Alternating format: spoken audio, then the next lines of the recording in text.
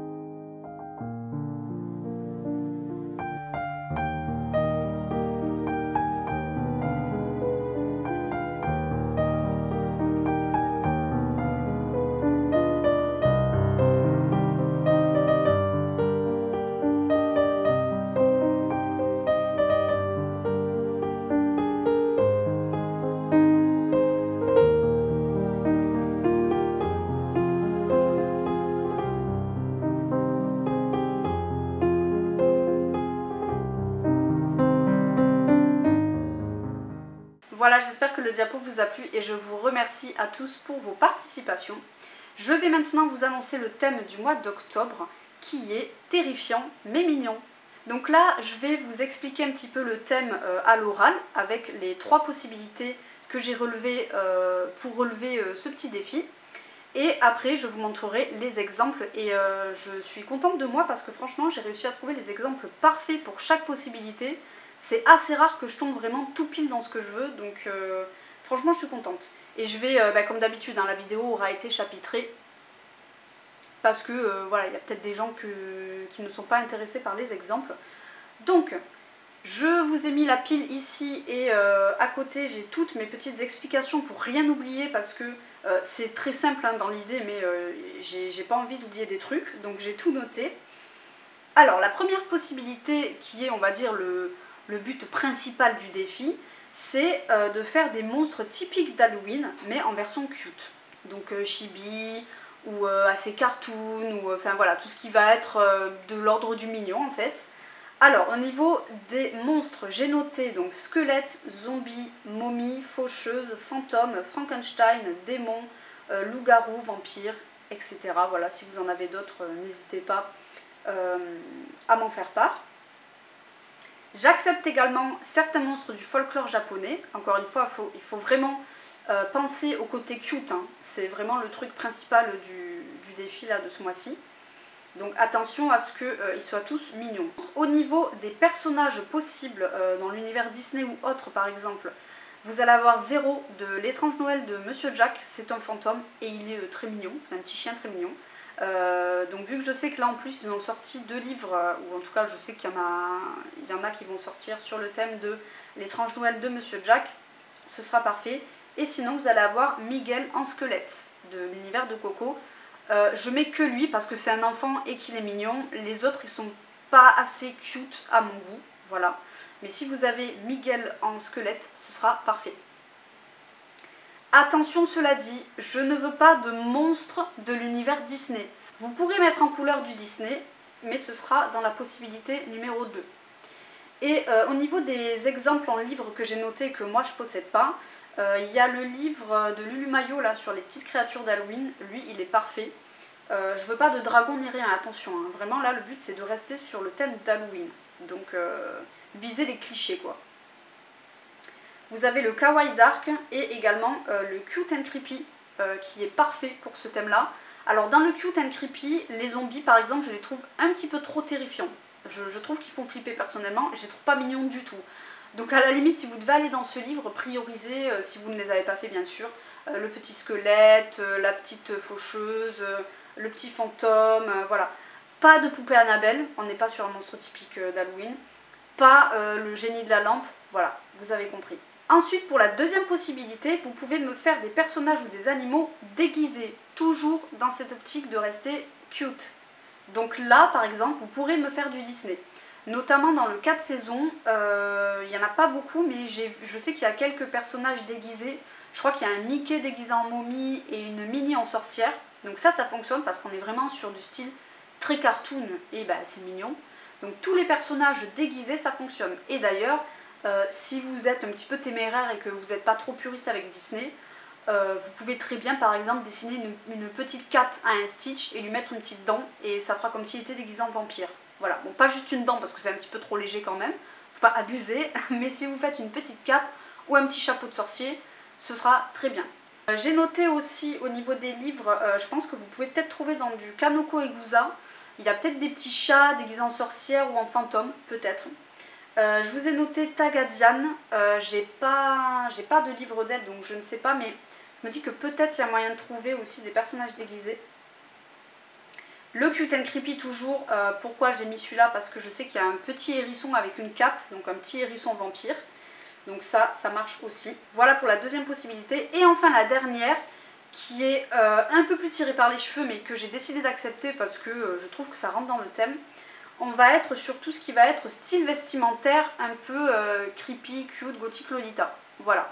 Je sais qu'on n'est pas nombreux à avoir ce genre de livre, mais si vous avez des livres, je vous en ai mis un là ici, le Decora Girl, avec des filles avec des jolies robes mignonnes et tout, mais avec des bijoux ou je sais pas moi, des dessins sur leurs vêtements un petit peu creepy, ce sera accepté. Voilà, j'espère que tout est ok pour vous. Si ça ne l'est pas, on passe tout de suite aux exemples. Donc dans le Mystic Misfits, je vous ai sélectionné pour ceux qui l'ont et qui ne l'ont pas fait, ce petit colo là, voilà, de la faucheuse. Voilà, il est ce que j'appelle terrifiant mais mignon. Voilà, il est cute, il a des très grands yeux, il a l'air presque inoffensif. Donc voilà, si celui-ci vous ne l'avez pas fait, vous pouvez, et je crois pas qu'il y a d'autres colos comme ça dans ce style. À la limite, elle peut passer, c'est une démon, donc c'est ok. Mais c'est tout dans ce petit livre. Dans le art déco, c'était pour vous montrer du coco. Donc moi j'ai déjà fait ce colo, hein, mais celui-ci il est très bien par exemple. On a coco en squelette, c'est parfait.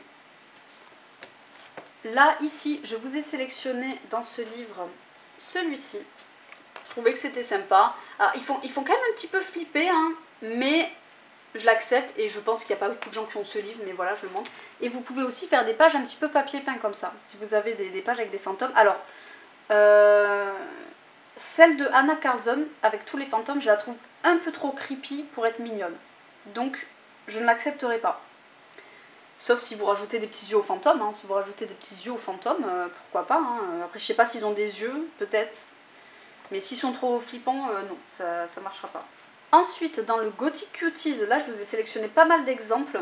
Vous avez celui-ci, je trouve qu'il y a tout qui est parfait dans ce livre. On a, alors c'est pas un monstre typique d'Halloween, mais on peut pas nier que c'est terrifiant, mais qu'il est quand même cute, le petit chien, avec le petit chien cyclope là.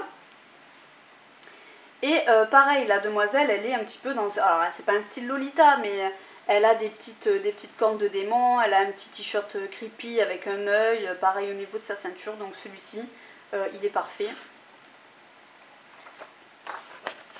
Je vous ai sélectionné celui-ci également. On a plein de petits fantômes chats dans le fond.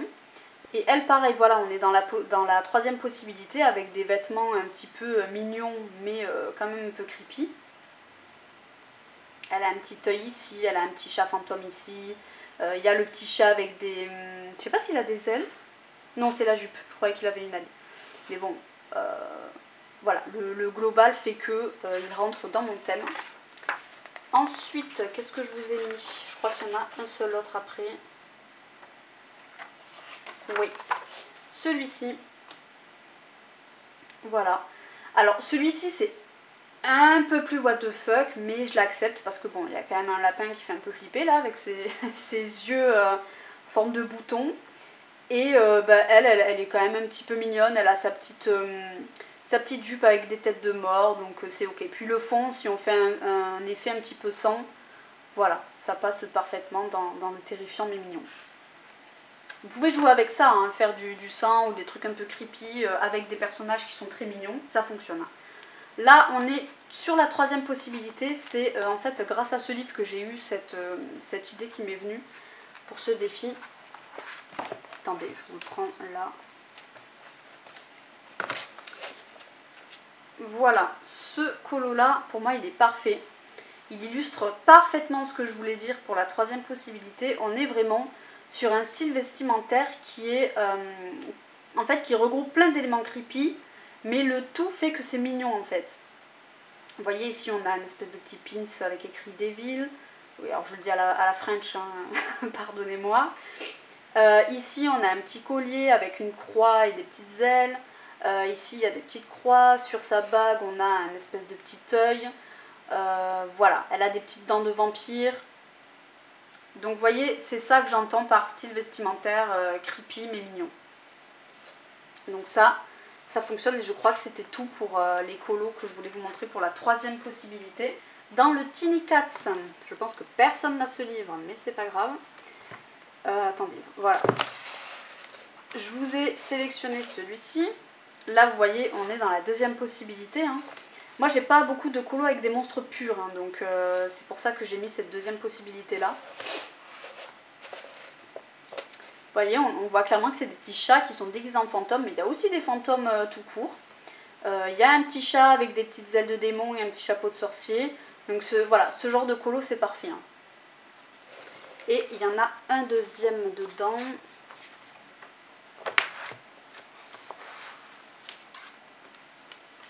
C'est celui-ci. Pareil, on a toujours des petits fantômes qui sont trop cute. Voilà, on n'oublie pas hein, toujours hein, le côté cute. On a des petits chats sorciers. Donc celui-ci est parfait également. Je pense que je vais aller dans ce livre parce que je ne l'ai pas encore entamé. Et je pense que c'est des colos qui vont être assez rapides avec en base le feutre à alcool. Ensuite, dans ce livre-ci, le manga. Alors, ça n'a pas été simple de trouver parce que je trouve que les illustrations sont quand même globalement assez creepy. Mais j'en ai trouvé quelques-uns pour vous illustrer la toute première, le truc de base en fait, hein, avec les monstres. Pour le folklore japonais. Désolée, je me permets de prendre le livre de côté parce que sinon je galère. Celle-ci, voilà, celle-ci elle est parfaite. Je trouve qu'ils sont terrifiants mais mignons. Voilà, ils ont des petites bouilles, ils sont un peu choux quand même. Puis là il y a le petit chibi avec ses petites cornes. Donc celui-ci il rentre parfaitement. Ça s'appelle, comment il s'appelle? Je ne sais pas. Gamin inverse. Je pense pas que ce soit ça. Je ne sais pas. Dans tous les cas, ça, c'est parfait. Ensuite, je vous ai sélectionné des petits chibis comme ça. Pourquoi? Parce que c'est un démon, hein, clairement. Il a des petites dents là ici de démon et une petite corne. Voilà. Donc vous voyez, c'est léger, mais ça passe parce qu'on voit bien que... Bon, lui, je pense qu'il n'est pas déguisé. Mais on va faire comme s'il était déguisé, d'accord? On n'a rien vu. Et enfin, toujours dans le même style, celui-ci. Voilà, avec ces petites cornes là et ces petites oreilles pointues, on est un petit peu sur un petit personnage déguisé en démon. On triche un petit peu. Et enfin, le dernier colo que je vous ai trouvé, c'est dans le Chibitaro et c'est la petite Démon. Juste là. Voilà. Donc là c'est pareil, vous voyez, on est sur un style de dessin qui est très cute en fait de base. Voilà, Yam Puff c'est très cute, c'est comme Tagadian ou Kanoko, c'est pour ça que je vous ai proposé ça, parce qu'on est vraiment sur un style de dessin qui est très cute de base en fait. Donc ça c'est parfait. Voilà, c'est une petite démon. Elle est trop canon d'ailleurs, ça fait très longtemps que j'ai envie de la faire, j'ai la version de Dragon en tête et je le trouve trop magnifique en fait son dessin, son colo pardon. Du coup, voilà, c'est à peu près tout ce que j'ai trouvé pour ma part dans mes livres à moi. Mais vous, voilà, n'hésitez pas aussi à farfouiller dans vos livres. Et en plus, l'avantage de mon défi, là, c'est qu'il rentre dans plein d'autres challenges parce que il y a pas mal de challenges qui sont proposés autour du thème d'Halloween ou de l'automne. Et Panoramimix, notamment, dans le Paku Pakap, elle a une catégorie, je crois, où il faut faire un monstre. Tout simplement. Bon, elle a vu la vision plus large au niveau des monstres. Moi, je reste vraiment très cliché dans les monstres d'Halloween. Et il y a aussi celui de Plim, je crois, il faut colorier un spectre. Donc voilà, si vous faites un petit fantôme mignon, il pourra rentrer dans sa catégorie et dans la mienne. Et il y a aussi le Fear Challenge de Zazu. Je crois qu'il y a un des colos, il faut transformer un personnage en zombie. Donc ça peut le faire si vous le transformez en zombie mignon. Enfin, si c'est un colorage mignon que vous transformez en zombie. Je sais plus ce qu'il y a d'autre. Attendez, parce que j'ai toutes ces catégories de noter dans mon petit carnet. Colorier une sorcière, donc voilà, là vous pouvez faire un personnage déguisé qui va avec son truc à elle. Colorier un vampire, colorier un fantôme. Voilà. Donc j'espère que ce thème vous plaît. Encore une fois, hein, tous les formats sont possibles, sauf le mystère pour le moment. C'est pas exclu qu'un jour j'accepte le mystère, mais pour le moment je préfère éviter. Il y a plein d'autres challenges hein, qui acceptent les mystères. C'est pas moi qui va changer la donne. Hein. Donc voilà, pour l'instant je préfère éviter. Mais les marque-pages sont autorisés, les papiers peints sont autorisés. Bon, les mandalas, là, pour le coup, ça va être difficile, sauf si vous avez des mandalas de type Halloween. D'ailleurs, oui, je vous ai pas parlé de tous les petits livres qui sont très à la mode, là, en ce moment, Coco Wayo, ou même pas que eux, hein, je sais qu'il y en a d'autres qui proposent ce genre de petits livres. Ça aussi, c'est parfait, hein, parce que tout est cute là-dedans, et il doit y en avoir spécialisé sur le thème de Halloween.